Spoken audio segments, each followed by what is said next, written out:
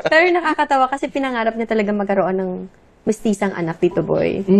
Yan talaga ang dream niya sa buhay niya.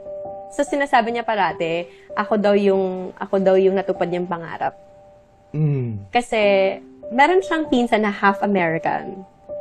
So tuwing Santa Cruzan, laging Reyna Elena. Oo. Tapos siya, gusto niya rin sumagala, pero ayaw ng mami niya, ayaw ng lola ko. Taga-Lucis lang siya kasi daw, ay nako, sabi daw ng nanay niya sa kanya, malalait pa tayo, magkasunod kayo ni Apen.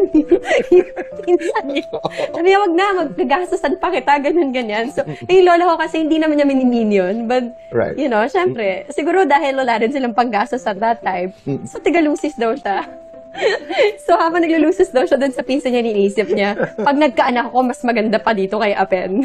At nangyari nga. Oo, talagang pangarap niya magkaroon ng mestisang anak. At saka pagdating ng panahon, nag-Reyna Elena ka. At bayad pa. Charot.